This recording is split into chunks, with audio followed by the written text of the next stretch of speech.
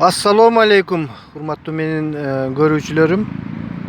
Бүгүnkү sözübüz дагы деле ушул бел оорулары жөнүндө болмокчу. Омуртка грыжасы эмне, протрузия деген эмне? Бул бел оорулар кандайдыр бир ошол грыжа пайда болгондон кийинки натыйжабы же болбосо оорулардын негизинде ошол булчуң эттердин ооруп калган, воспаление болуп суук тийип баягындай башка дагы бир кайсы бир себептер менен болгондун натыйжасында келип чыккан оорубу?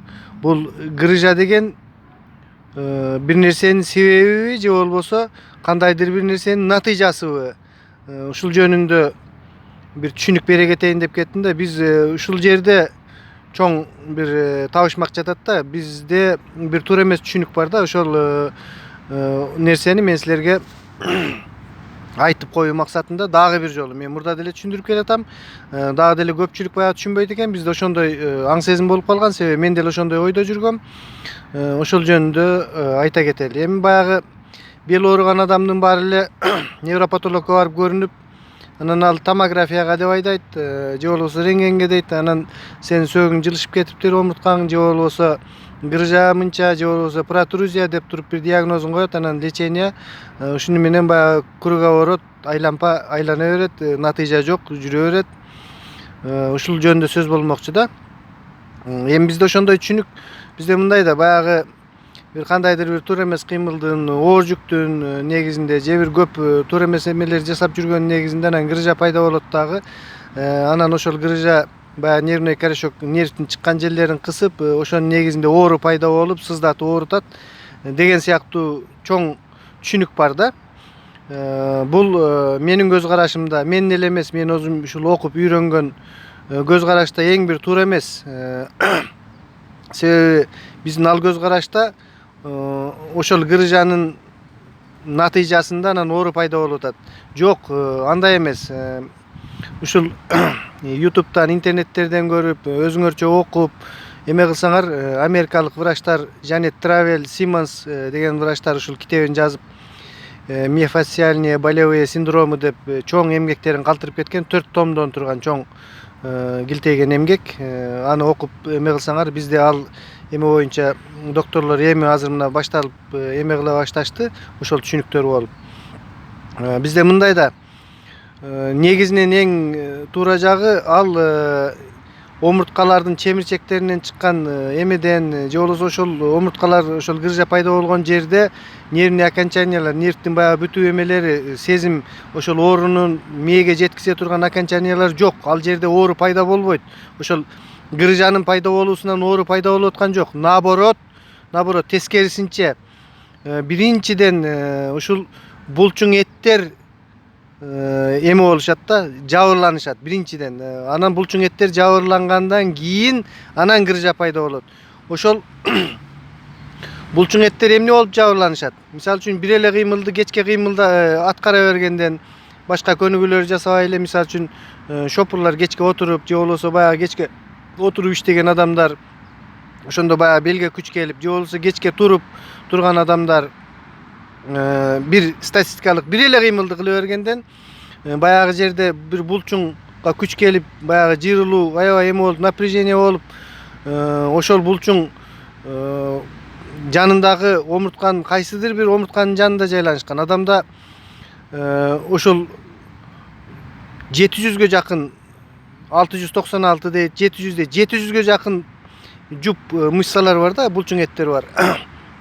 Ошол булчуң эттердин кайсыдыр бир эмеси баягы кыймылды бир эле кыймылды кылып жүрө бергенден жабыркайт дагы. Анан напряжение, анан кийин баягы питанияны, азык түлүктөрдү, аба, кислород кан аркылуу өтөт. Ошол эле кандын өзү, витаминдер, бардык баягы жашоого керектүү нерселерди омурткага өткөзбөй калгандан кийин анан омуртка остеохондроз биринчи стадиясы өтүп кетет. Ошол баягы булчуңдун напряжение болгондугунан пайда болуп атат. Экинчи стадиясында уже баягы кургай баштап эме болгон омуртканын чемирчектери, протрузия, баягы грыжа пайда болуунун алдында домпоюшуп, домпойгон эмелер пайда болуп, протрузиялар пайда болот. Үчүнчү стадиясында дагы деле ошол булчуң эттерди дабалабастан, массаж кылбастан, дарылабастан жүрө берсек, анда 3-чү стадияга өтүп кетет дагы, уже баягы томпойгон эмелер жарылышып, ичинен гыржа чыгып, кадимкидей гыржа пайда болот. А 4-чү стадиясында болсо уже адамдын омурткалары кыйшыйышып, баягы акыркы стадияга жетип, адам өзүнүн могу заара кылуу же башка система улуу заара ушул эмелерин контроль кыла албай, аябай ушул нервтин айынан ушундай нерсеге жолугат да, чалдыгат бул 4-чү стадиясында. Ал эми бизде салттуу медицинада эмне дейт? Ушул гыржа пайда болгондо эле ошол гыржаны операция жолу менен алып койсок, анан айыгып калат дегендей түшүнүк бар да. Аны алып койгон менен анын жанындагы оорулуу булчуңду дарылап дабалабасак, ал кайра эле пайда боло берет да. Ошондуктан биз биринчиден бул гыржа ошол булчуңдардын ооруганынын себебинен келип чыккан натыйжа. Ооруну пайда кылуунун себеби гыржа эмес, ооруну пайда кылуунун себеби булчуңдар талыгышып, булчуңдар чыйралышып, напряжение болуп, ошол булчуңдарда триггердик точкалар деп коет. Мен мурда дагы айткам. Триггердик точкалар пайда болуп, андан кийин гыржа пайда болуп атат. Демек биз биринчи гыржаны айыктырыш үчүн, гыржаны азайтыш үчүн же башка кылып баягы омурткаларга кайра питанияны бериш үчүн биринчи кезекте жанындагы булчуң этти массаж жолу менен, физиотерапия жолу менен, витаминдерди берүү жолу менен, гимнастикалар жолу менен ошол булчуңдарды айыктырсак, анан тияктагы гыржа айыгат. Гыржа деген бул адамдардын көбүндө эле көп кездеше турган нерсе да. Анан менде 4 мм, анан 5 мм гыржам бар экен деп эле трагедия, анын баардыгын кайгы кылып операция кылыш керек экен деп ойго түшүп алгандын кереги жок. Гыржа көп эле адамда болот. Биз ошол булчуң эттерди дарыласак эле болду. Ал оорунун синдрому мээңизге жетпейт. Оору деген жок болот. Оору деген жок болсо, сенде канча миллиметр гыржа болгону менен анын эч кандай сага таасири деле болбойт. Эми бул гыржа ооруларынын 95% ушул оперативдик эмес эле жөн эле жол менен массаж, гимнастика, мончого барып парить этүүлөр менен эле айыкса боло турган да. Анан кандайдыр бир 5%, 100 адамдын 1-5 адамды гана ушундай операция кылууга боло турган көрсөтмө болот да, операциясыз айыкпай турган түрлөрү да кезигип калат. Эми бул баягы биздин адамдарда чанда гана кезиге турган нерсе. Эми бизде баарын эле докторго барсаң эле сразу эле томография кылып туруп, мына тиги 4-5 омуртканын ортосунда мынча миллиметр бар экен, анан алыш керек, алсаң жакшы болосуң дегендей таризде эле жөнөтө беришет да. Ошол операция болгонго эч кандай шашылбагыла. Такыр бир крайний ошондо дагы бир так болуп ушул операциясыз болбой калды деген. Ага чейин бардык мүмкүнчүлүктөрдү пайдаланып, ушул азыр YouTube деген нерседе укмуш сонун ар ким башынан өткөн нерселерин жазып, кандай кылып эме кылыш керек, гимнастиканын кандай гана сонун түрлөрү көрүнгөн. Мурдакыдай болуп лечебный физкультурага барып акчаңы төлөп, инструктордун деле кереги жок. Азыр ошол адамдардын өздөрүнүн көрсөткөн нерселеринен эле алып туруп эле жасап, татынакай кылып эме кыла берсе болот да. Демек, менин досторум, көрүүчүлөр, көңүлүңөрдү түшүрбөгүлө. Эгерде гыржа пайда болсо, ал гыржа ошол булчуң эттердин шамалдаган, ошол булчуң эттердин убагында карабай, убагында эме кылбай, туура эмес эме кылгандын натыйжасы, ал оорунун себеби эмес. Ошол булчуңдарды дарылап эме кылсак эле айыгып кете турган нерсе. Эч кандай көңүлүңөрдү чөктүрбөгүлө, жакшы массажисттерди издегиле. Биздин Ошто Жалал Абадта деле, Түндүктө деле күчтүү ушул массажды жакшы билген мануальный терапия деп коет, баягы жылышып кеткен омуртка эмелерин ордордуна коюп, акырындап басып чыныгы билими бар адамдарга көрсөтүп, анан көрүнгөн бирөөлөргө көрсөтүп, анан каттуу кайра күч алдырып албай, баягы жесткий эмеге барбай, жөн дөңкөрсөңөр ушул массаж, мен өзүм ушул мени абышка сагынаалата ушул массаж жолу менен эле айыктырган. Мен да гыржа болгом, ошо башындагы передачаларымда бардыгында бар.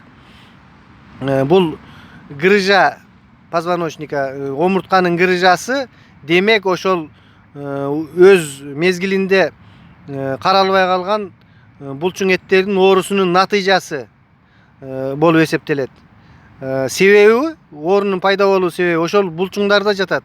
Булчуңдарды биз биринчи анын натыйжасын эмес, анын гыржаны алып коюу эмес, биз анын себебин дабалап дарылашыбыз керек. Биринчи ошол булчуңдарды айыктырышыбыз керек биз. Массаж жолу, массаж. Керек болсо 2 жолу массаж, 3 жолу массаж. Баягы мындай да медицинада хронический боль деп коет да, баягы дайыма болуп эле ооруп эле ноюп кээде эме болгондо ооруп жүрө берет. Биз ошол хронический больду, ооруну острый больго өткөрүшүбүз керек да. Ушундай метод менен баягы керек болсо ошол булчуңдарды көгөргөнгө чейин острый боль көгөргөнгө чейин каттуу массаж кылып туруп айыктаса, ошо бир каттуу ошентип массаж кылып, анан 4-5 күндөн кийин дагы бир массаж кылып, ошондой методикалар менен баягы бизде көгөрүп кетсе болбойт, анан грыжаны массаж кылса күч алып кетет деген туура эмес түшүнүк. Наоборот, ошол көгөртө массаж кылсаң, баягы хронический боль острый стадияга өтөт дагы, анан баягы көгөргөн жер айыккандан кийин ошону менен айыгып кетет. Ошондой массаждардан кылыш керек да. Ошол менен урматтуу досторум, бүгүнкү айта турган нерсем, саламатта туруңуздар, менин каналыма жазылыңыздар. Менин WhatsApp'ым 8906 278 2930. Атым Бакыт Сулайман. Ар кандай суроолоруңар болсо ушул каналдын этеги жагында комментарияларга калтыргыла, өзүмдүн личный кабинетиме жазып тургула. Колдон келишинче жардам берүүгө аракеттенем. Мен азыр Питердемин. Буйруса ушул эмдиги жылы күздөрдөн барам дегендей ниет кылып атам. Ушу Кыргызстанга барсам, менимче Кочкор Атада ачат болушум керек кабинетимди. Ошол жакынкы кездерде Москвага барып келсемби деген ниеттерим бар. Ушул адамдар эме болуп калса, азырынча мен Питердемин досторум. Көңүлүңөрдү чөгөрбөй, ден соолугуңарды чың карап, дениңер сак болсун. Каналга жазылууну унутпаңыздар.